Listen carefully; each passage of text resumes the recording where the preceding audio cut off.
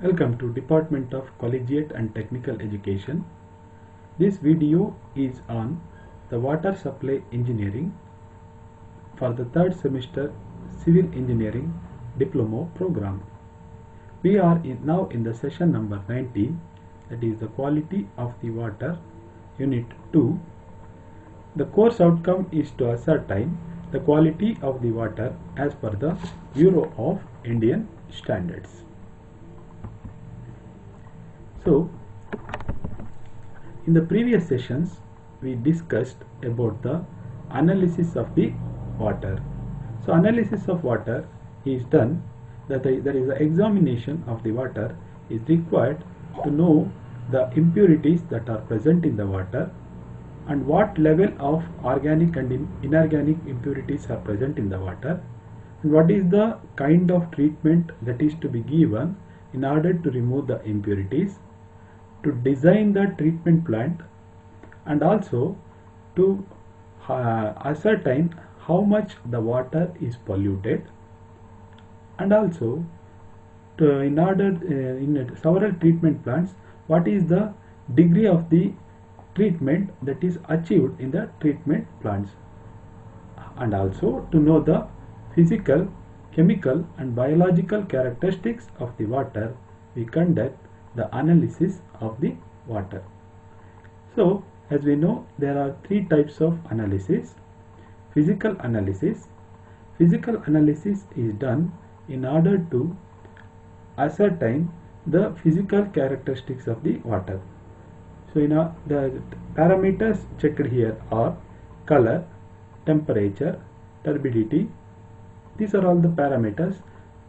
Taste, odor. These physical parameters are analyzed here. In a chemical analysis, chemical characteristics of the water such as hardness, pH, chlorides, fluorides in water, these parameters are tested in the chemical analysis. Bacteriological study is performed in order to know the presence or absence or the count of bacteria in the water.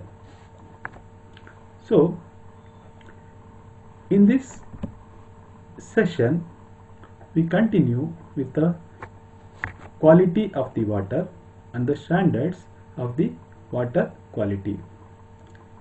So, now we have studied the various parameters in water. So, then what is the requirement of water for the domestic use in terms of quality? So, water should be colorless and sparkling. So, if the water is colorless and sparkling, it will attract the consumers.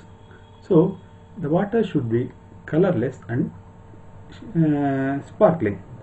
So, it should be tasty, odor free and cool. Water should be preferably cool,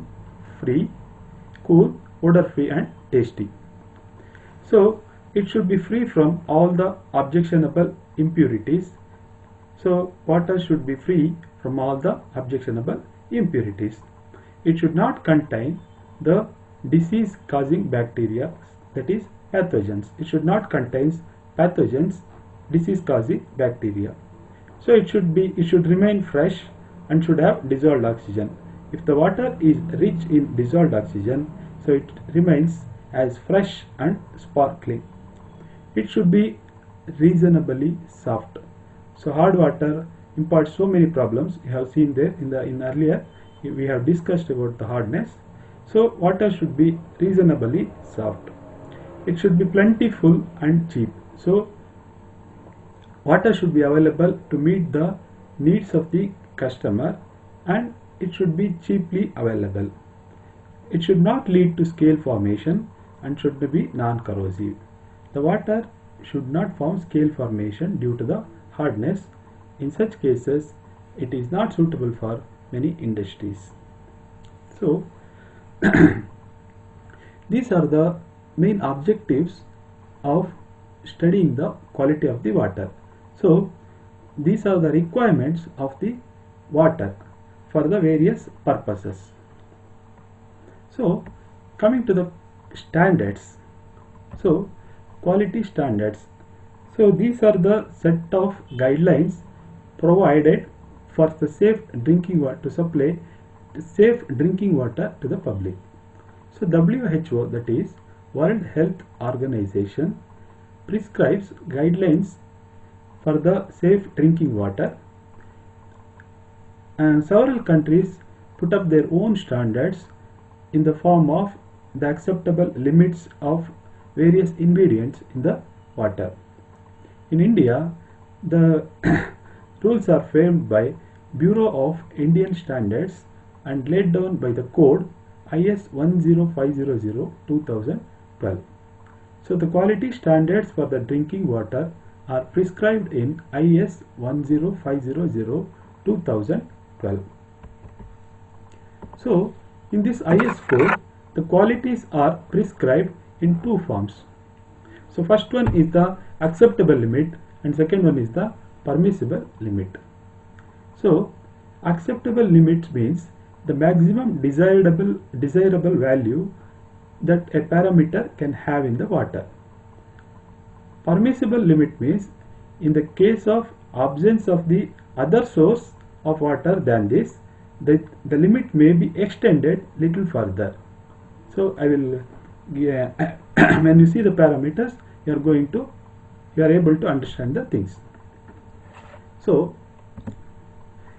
let us see the various parameters one by one and what are the standard codal provisions provided for that parameters. We will discuss the desirable limits and the acceptable limits. So along with it, let us revise what we have learnt about the parameters from the previous sessions. So first parameter is the color. So Indian standard specification says the desirable value of the color is 5 on the Hazen units and the permissible value is 15 on the Hazen units. So we have learned that in the previous classes we have studied about the color. So color is formed due to the iron, copper, manganese and dissolved impurities in the water. So the color, even though the presence of color is not objectionable from the health point of view, so the presence or absence of color have no effect on the and no objectionable it is not objectionable for the health point of view, but it forms visible stains on the clothes. So it spoils the color of the clothes. Hence the maximum prescribed limit for the color is 5 units. So above 5 units the consumer acceptability decreases, that is consumer may not want to drink that water which is having the more muddy color. So it is objectionable from the aesthetic and psychological point of the view. People may not like to drink the colored water. So this color is measured in the platinum cobalt scale. So the color is measured by an instrument called tintometer.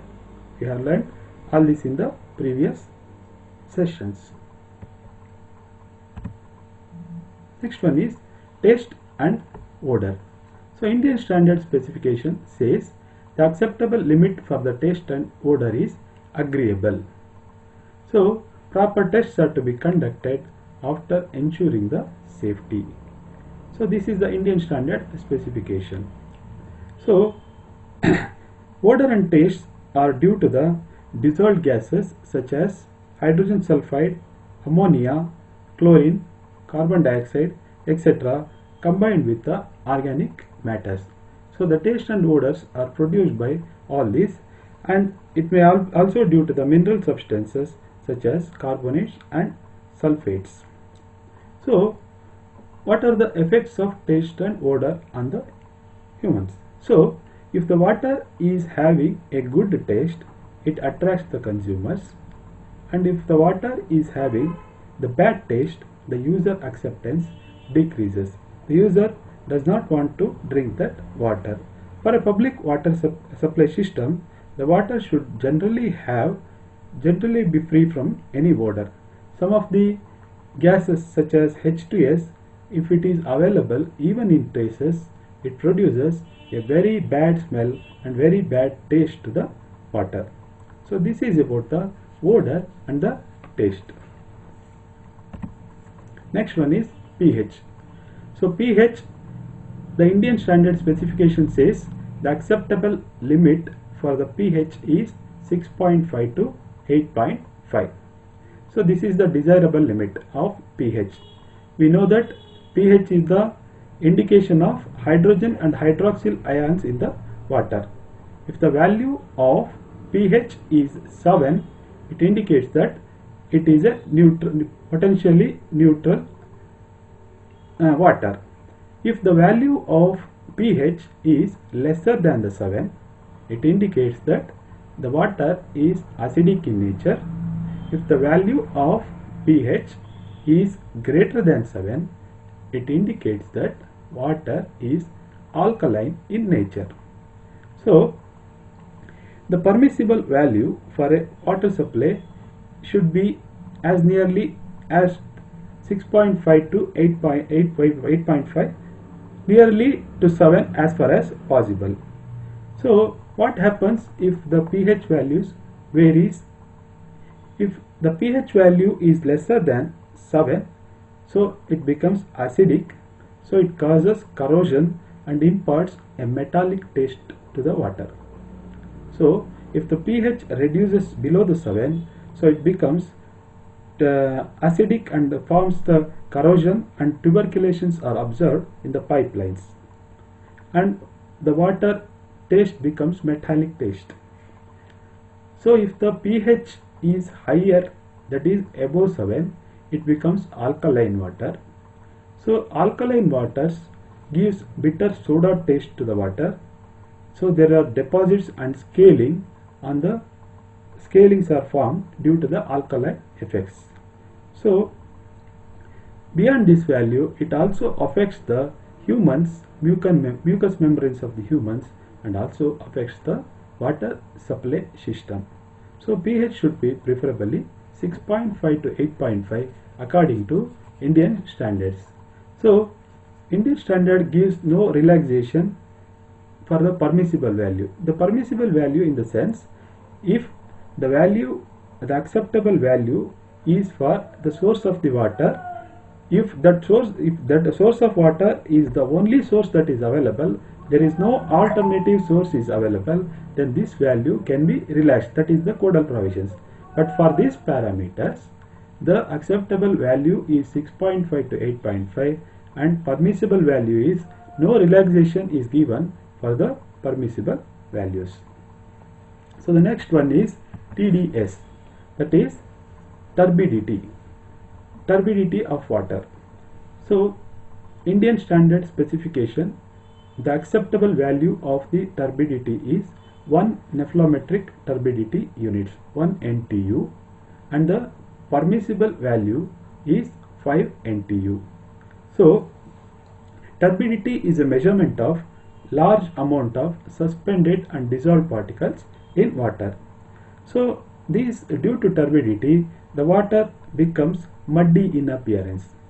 So sources of the turbidity are large suspended and dissolved particles in the water, and the inorganic materials, and also water during its flow in the mining areas and the agricultural areas.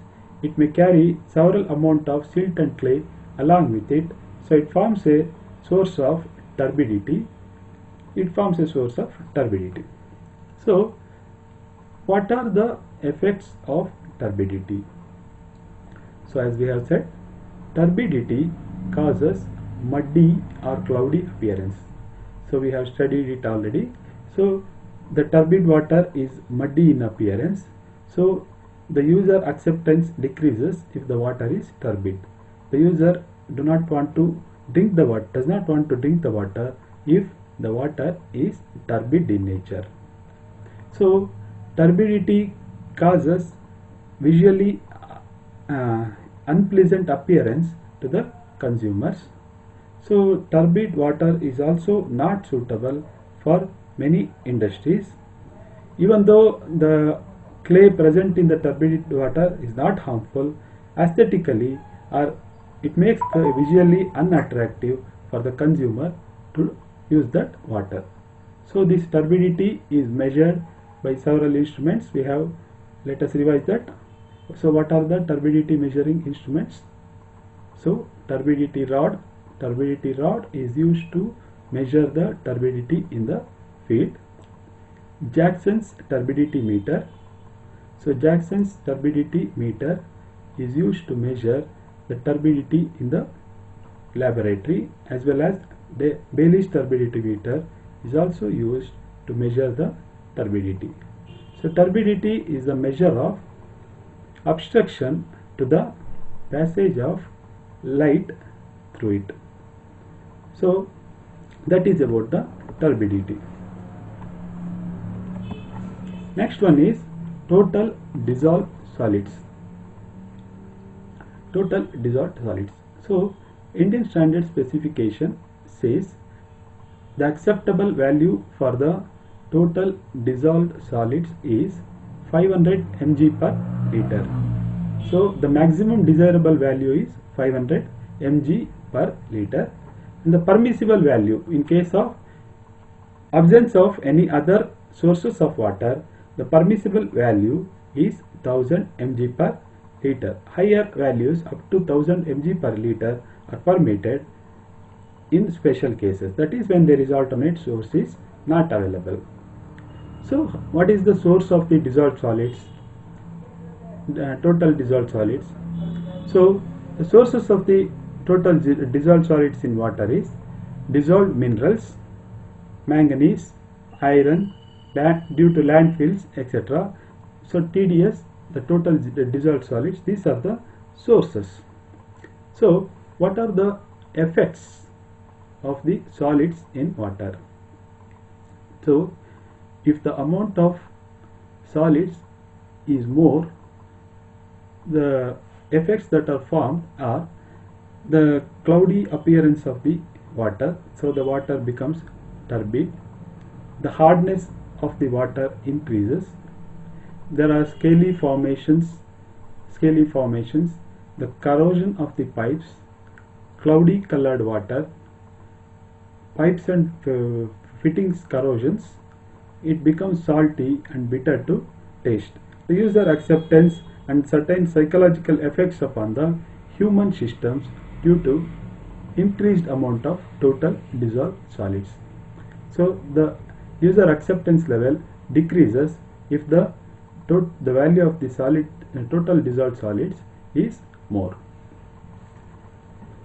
So total solids, we have also studied that total solids is a sum of dissolved solids and the suspended solids. So suspended solids forms brings turbidity to the water. So how we measure the suspended solids? By filtering it to the filter media, that is filter paper. The residue left on the filter paper gives the suspended solids. How total solids are measured?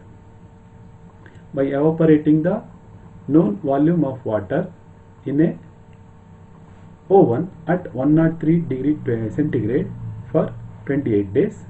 The liquid part of the water evaporates, leaving behind the total solids. So that gives the total solids in the water. So how we are going to calculate the dissolved solids? So we have already calculated the total solids, and we also know the suspended solids. So total solids is dissolved solids is equal to total solids minus suspended solids, gives the dissolved solids. Next one is chlorides.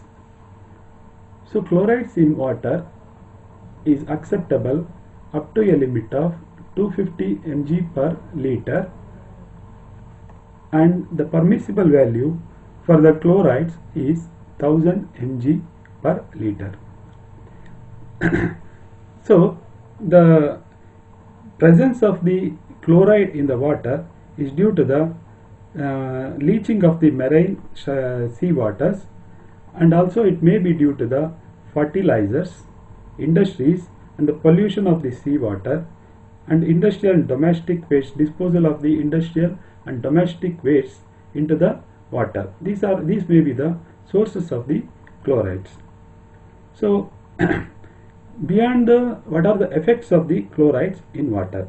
So the permissible limit for the chloride is 250 mg per liter. Beyond this limit, taste, corrosion and palatability are affected. That is, corrosion of the metals occurs, so there will be the taste of the water varies, and the water becomes salty in appearance. So NaCl, sodium chloride, the common salt we are using, is a form of chloride. So the more amount of chlorides gives salty taste to the water, and it forms the it leads to corrosion of the pipes. So it also affects the human health system. So the chloride should be under the prescribed limit, and the prescribed limit for the chloride is 250 mg per liter. Next comes iron. So the amount of iron acceptable in the water is 0.3 mg per liter. So up to 0.3 mg per liter is accepted in water. This the permissible value is, there is no relaxation. That is, no, it is the acceptable value is 0.3 and it cannot be extended. That is the maximum prescribed limit. So what are the sources of iron? So iron is obtained from the natural sources and the leaching of the cast iron pipes. What are the effects of iron? So beyond the maximum limit, the appearance of the water is affected. So iron gives the color to the water, and the color of due to this blackish or brownish color, it may not become acceptable to the user. It forms a rusty sediment. It promotes the development of the bacteria, and it has an adverse effect on the domestic water supply system. So it also gives a bitter or metallic taste to the water. So hence the presence of the presence of the iron beyond the limit is not acceptable. Manganese. So the acceptable value of the manganese is 0.1 mg per liter. This is the acceptable limit of the manganese. The permissible limit of the manganese is 0.3 mg per liter.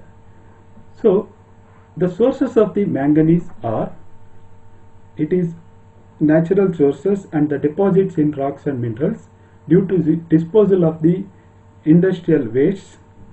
So the effects of the manganese are, so beyond the limit of 0.1 mg per liter, the appearance is affected. So that is, manganese imparts brownish color to the water, and it has adverse effect on the domestic and users and for the water supply structures. So black stains are formed on the clothes and bitter taste is formed due to this manganese.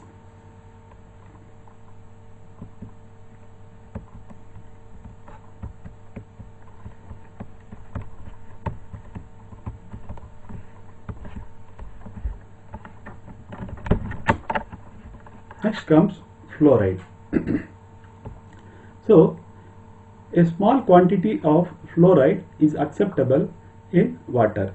In fact, for the healthy dental system, some amount of fluoride is essential. So the acceptable limit of fluoride in water is 1 mg per liter. The permissible limit is 1.5 mg per liter. So fluoride is available from natural sources and industrial waste. So what are the effects of the fluoride on water, fluoride on our health and our water supply system? So the fluoride causes brownish discoloration of the teeth and the bone damage. So fluoride in lesser quantity, if the fluoride is less, if the fluoride is in the fluoride amount of the in water is more, it forms dental fluorosis and also skeletal fluorosis. So some amount of fluoride is essential to avoid the tooth cavity, but excess quantities leads to damage of the teeth and the bone. So you can see here, this is the dental fluorosis and this is called skeletal fluorosis. So most of the groundwater sources in India contains more amount of fluoride, and that is due to that excess fluoride in the body above the values 1.5 leads to dental fluorosis and the skeletal fluorosis. The bones and teeth are mostly affected by the excess quantities of the fluoride.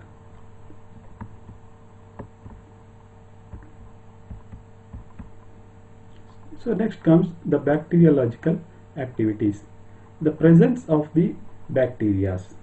So Indian standard says all water intended for drinking shall not contain any detectable amount of bacteria in any 100 ml of sample, and also for the treated water it shall not be detectable in any 100 ml of the sample. So this is the water that is used for the drinking, and also the water that is after treatment shall not contain any amount of detectable any amount of bacteria detectable in 100 ml of the sample. So hardness. So hardness is the property of the water to prevent the formation of the lather when mixed with the soap. So hardness prevents the formation of the foam, or the hardness prevents the lather formation. So what are the effects of hardness we have studied? So there will be large consumption of the soap due to usage of the hard water. So hard water also forms scales on the boilers and the heating instruments. So it is not suitable for the cloth industries, laundries, dyeing industries, etc.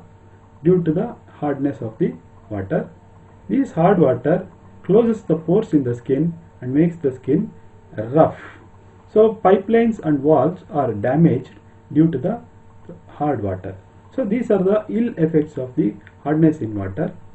So there are two types of hardness. One is the temporary hardness, also called hardness is due to the salts of calcium and magnesium. There are two types. One is the temporary hardness, which can easily be removed by boiling. Permanent hardness, which requires some degree of treatment to remove the hard water.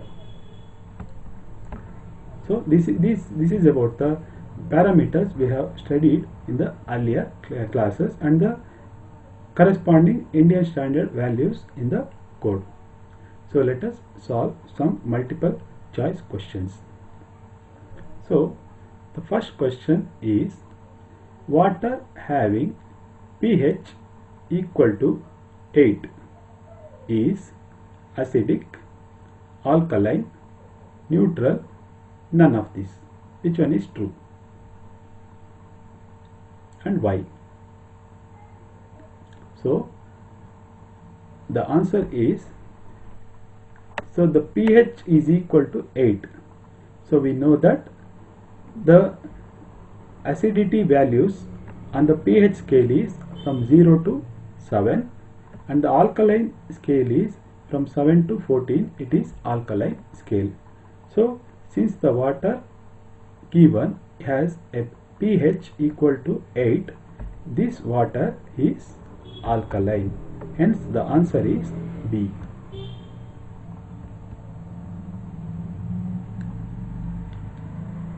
Okay. So Second one, permissible value of pH in water is. We have just seen the Indian standard for the permissible values for the pH. So A 2.5 to 3.5, B 3.5 to 4.5, C 6.5 to 8.5, D 5.5 to 7.5. So what is the permissible value of pH in water? Just now we have studied. So according to the Indian standards, the permissible value of pH is in the range of 6.5 to 8.5, and hence the answer is C.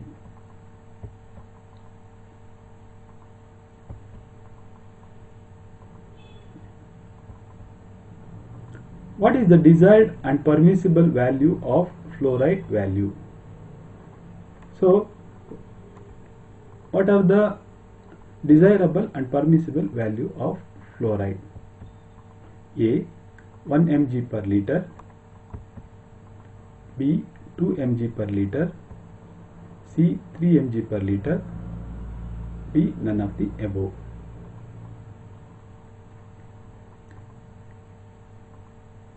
So what is the desired value of the fluoride in water?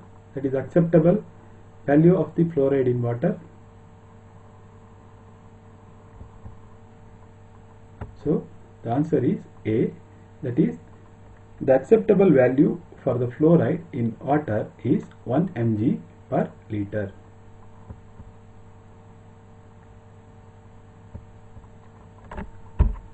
So what is the maximum permissible limit of fluoride in water? So the desirable value is 1 mg per liter. What is the maximum permissible limit? So the maximum permissible limit of fluoride is 1.5 mg per liter.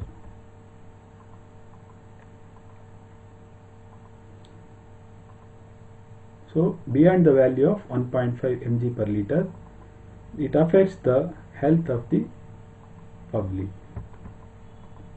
So what is the IS code which prescribes the water quality recommendations? Just now we have seen the code. So what is the code which prescribes the water quality recommendations? Is it IS 456? Is it IS 400? Sorry, IS 800? Is it IS 10500? Is it SP 16? The correct answer is C, IS 10500. This is the code which prescribes the water quality recommendations for safe drinking water.